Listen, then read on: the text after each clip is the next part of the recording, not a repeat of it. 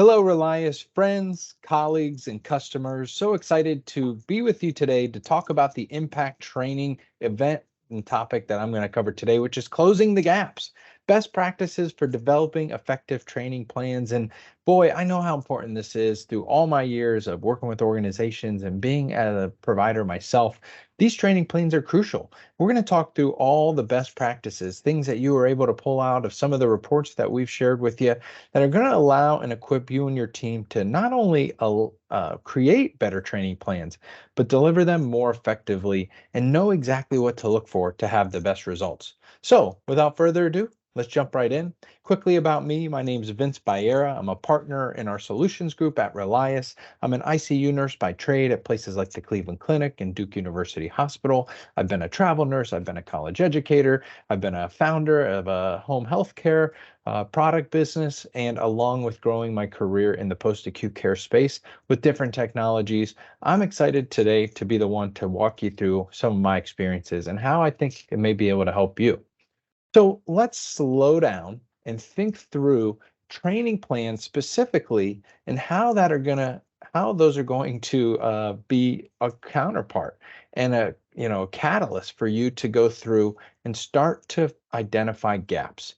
And as we started to look at some of the reports that came back, some of the most common gaps identified around the training plans have to do with these four topics: competency, continuing education, improved care quality, and staff retention strategies. So let's start first with competency. And this goes back to finding the gaps and providing training to fill those gaps. Now, everybody should be doing competencies, right? At the beginning of when someone's hired, maybe on an annual basis, maybe you do a skills fair, maybe it's on a rolling calendar for each employee. Is this with just clinical staff or is this with all staff? Is this just your way of, documenting? Do you do in-services? How are you really measuring competency? And this year, past year, was the year of the competency. So there's never been a time that surveyors, regulators, and folks are more interested to make sure that you and your staff, through all the craziness that was COVID-19, came out of it the other side with a refined plan because they allowed you to onboard staff, hire and use training staff that were great to help fill those gaps at the time, but now they're circling back, making sure that the aptitude is there and the competency is there. So, what is the process that you use to actually measure competency? And then, what is your plan to actually fill those gaps? We'll talk more about this as we continue on. Next, the continuing education. So, we've got the baseline learning, right, that you have to deliver. But the curated learning that meets the state standards and provides growth paths is really the part that we need to make sure is meshed, right? Because I know as we go through this, you're going to say, Vince, you know how busy we are? You know how much time our staff already takes to do the ones that we have to do? How am I supposed to get them to do more? I just want to be on record saying that, first off, I can only imagine how hard it is. I know you're being asked to do more with less, and I know how difficult it is to pull staff off the floors to do, training. And the short answer is you just got to find a way. And I know that there's lots of great creative strategies that we can share with you, other peers can share, but in short, we've got to put the effort in to make sure it gets done because that continuing education, again, with what the state standards are, but the additional stuff is really going to go a far way in allowing your staff to have a clear path on where they want to go. So we'll talk more about that. Next, improve care quality. And we know that streamlining processes to create consistency is key. We know that creating standardization in terms of your approach, the way that you care for your patients, your residents, your clientele, is just so crucial. And we'll talk about all the ways that some of those gaps can be filled to make sure that you've got a more consistent experience. Lastly, staff retention strategies. Every person I talk to, except for maybe 1 or 2% of you out there, are dealing with huge staff retention issues. And I hate to be the bearer of bad news, is that's just going to continue to get worse. So we've got to find ways to reduce turnover. And that turnover can lead to inconsistency of care. And so many of you on the call here today just know firsthand what that's all about. So don't need to spend a lot of time going into that. So those are the most common gaps that are identified. What I really want to shift the conversation to is how do these gaps affect the care, that your team provides. And we're going to go through these one by one. So let's just start with that competency aspect of how these gaps affect the care that your team provides, right? So we know that if you're not measuring these competencies and filling those gaps quickly, routinely, easily, there's errors that are going to happen in diagnoses, treatment, patient care. And again, so often it's hard to invest in this kind of stuff because, you know, sometimes it's tough to measure the ROI. But if you can reduce some of those errors, some of the length of time it takes to treat different modalities and issues that your clients and customers and residents have, well, that's going to pay for itself, right? So sometimes it's tough to make that investment, but boy, it sure is important. And those competencies are so crucial. So again, we'll continue to build from there. But next is continuing education, right? Your staff are sometimes unaware of medical advancements or best practices. And this continuing education is so crucial that you are equipping them with best practices. Shoot, I think back to even BLS, something I hate to say is simple, but boy, every single healthcare, worker in the country has that BLS certificate. But how often over the last decade has it changed? In terms of, well, we're doing 30 compressions and 2 breaths, or 60 compressions in 1 breath or 2 breaths, or what's the best practice? And technology is impacting the way we care for residents and patients so drastically these days. There's advancements that are being made, there's processes that are being improved, there's technology that's being used, and we've got to make sure that your staff is up to snub with all those changes that are moving forward faster than they ever have before. I also want to just slow down, and you'll hear me come back to this point over and over again. Is I think really one of the most crucial factors to improving the training plans is really getting clear to understand on what an each employee actually wants out of their career. Some employees are there just to get a paycheck. Some employees see themselves in the same role for years and years to come. And other employees see it really as a stepping stone to get to that later advanced goal that they've set for themselves. So continuing education to make sure you can align with not only what's required and as those best practices, but also what's equipping them to get to that end goal of theirs. Because I don't think it's enough just to have a one size fits all model. And we'll talk about this a little bit more. Next, how can improved care quality affect the gaps in the care that your team provides? Well, we know subpar patient outcomes and lower satisfaction levels of patients is the end result. And when you think about value-based purchasing and where we're going, when we think about the ways that customers and patients and residents can leave reviews, leave comments, talk about the quality and care that they've received, the outcomes they've had, not only in just the review section, but who they tell word of mouth, and then how that, reputation creates a ripple impact across your community, it plays a big factor. Then when you think about value-based care and how those reviews and outcomes are tied to your reimbursement, it's even more important. So while you think through improving that care quality, take that next step in thinking about the outcomes and how you're going to preempt some of these negative reviews and outcomes by improving the learning that's going to happen. And those all start with the training plans. So again, just something else to keep in mind. Next, staff retention strategies. We could talk all day around staff retention strategies, but how do these affect the care that your team provides? Well, we know that high turnover can disrupt patient care. It increases costs. There's not going to be as an efficient care.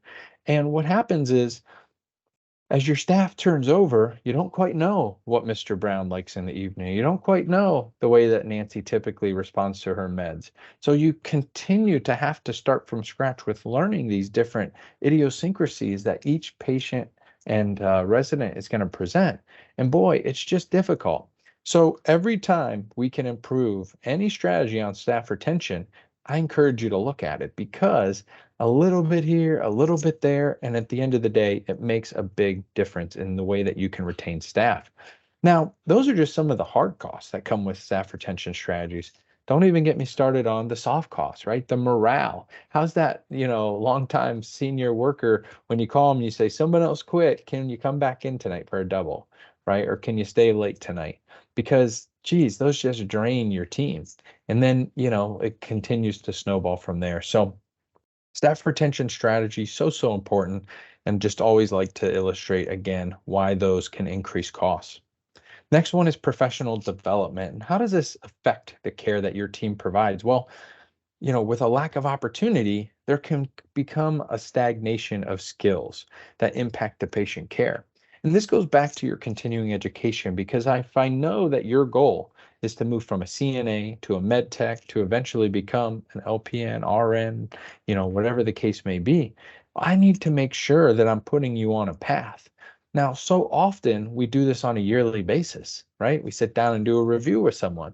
But I really believe that quarterly reviews are so impactful because even if it doesn't mean that you're getting a raise each quarter or you're getting or giving something, I think it does a few things for your staff. One, it tells them that you care. It tells them that when you step in the door, you're worried about their outcome, right? And then they're going to worry about your patient's outcome.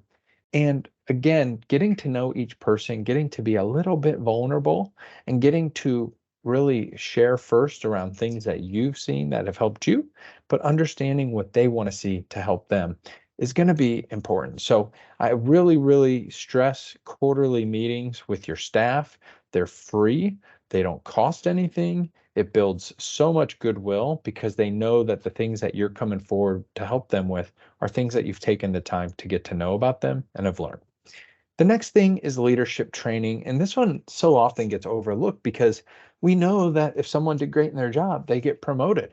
But think about the skills that it takes to do a job and then to possibly step into a leadership position.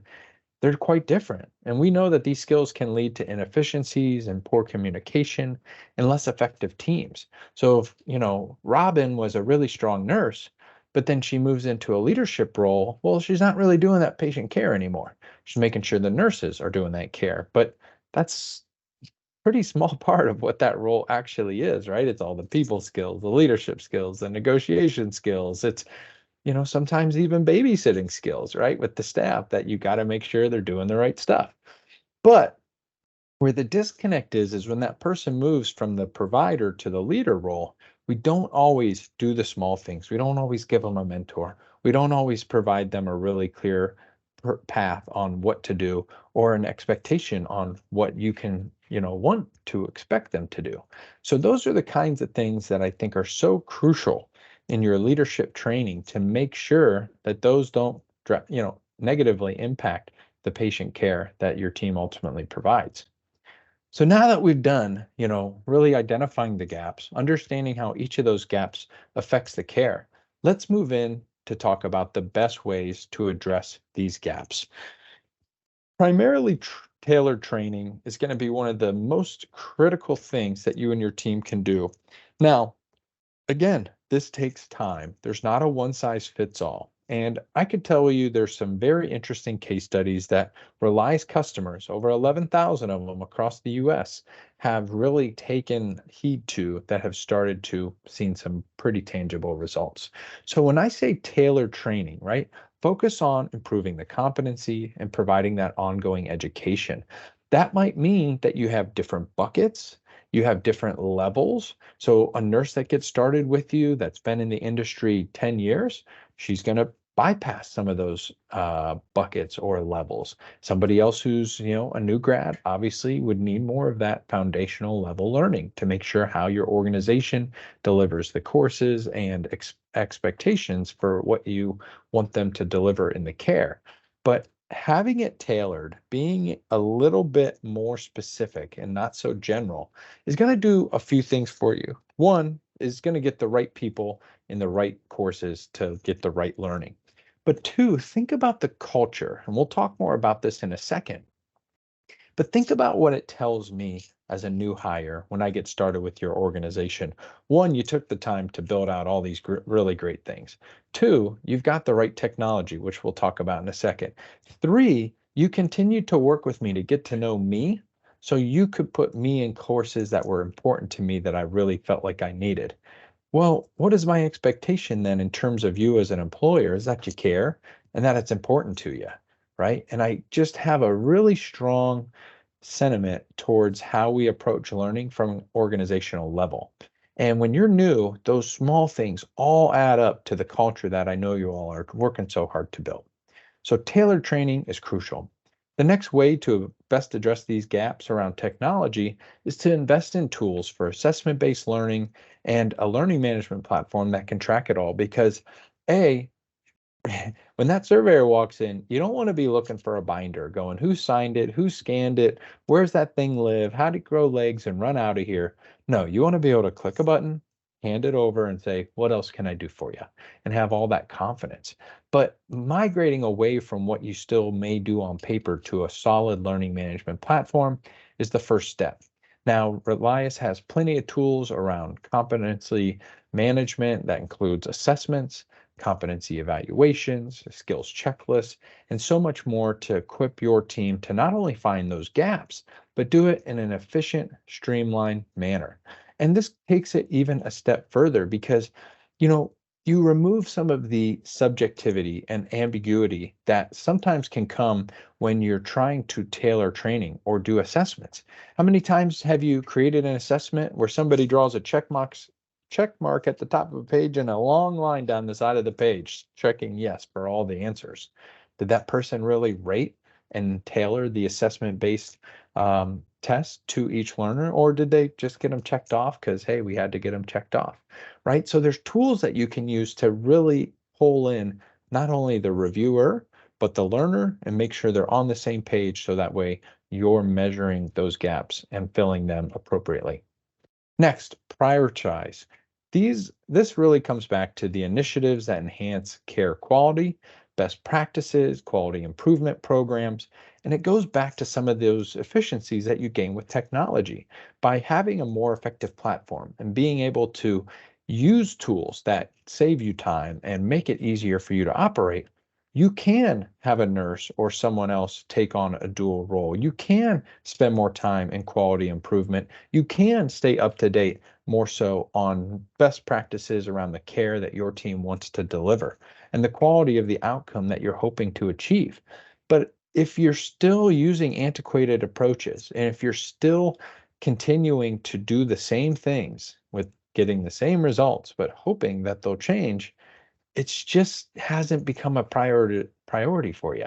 So I just want to challenge you to think through some of the ways you're approaching your training plans and really think about the way you can prioritize those improvements so you can get the most out of the program.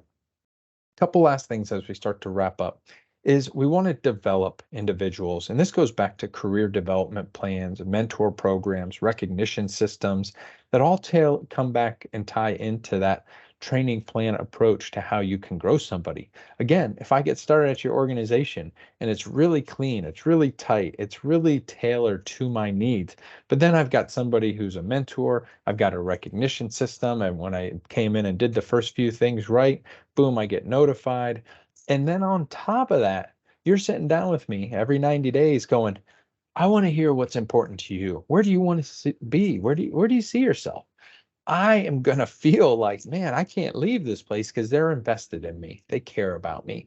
This is the place that I'm going to grow. And today, the young people, although of course they need compensation, they want to be in a place that they can not only have a mission and a purpose, but they feel like somebody's pouring in to grow them. Next, we'll talk about culture, and I've talked a little bit about this around all the different ways, but really this comes back to your commitment to learning. This could be through workshops, seminars, conferences, skill building opportunities, and so much more. The point is when you relay to your group how important the learning is, that culture starts to brew and starts to grow. It starts to, reverberate through the organization and start to really become part of your organized become part of your organization and the way that you approach problems. Lastly, mentorship. This just goes back along with developing culture, but we want to cultivate these leaders. We want to work with them within the organization, and we want to make sure they have the tools that they need for success. So Reliance wants to be your partner every step of the way. We want to be there with you to not only improve the way you use training plans, but not only find the gaps and fill those gaps to address the learning. With that, That concludes my presentation today. I so appreciate your time and all your attention as you went through and listened to my impact training session. And with that, we're going to take a 10-minute break, and then we're going to reconvene for a quick roundtable. Thanks so much. Hope to see you soon.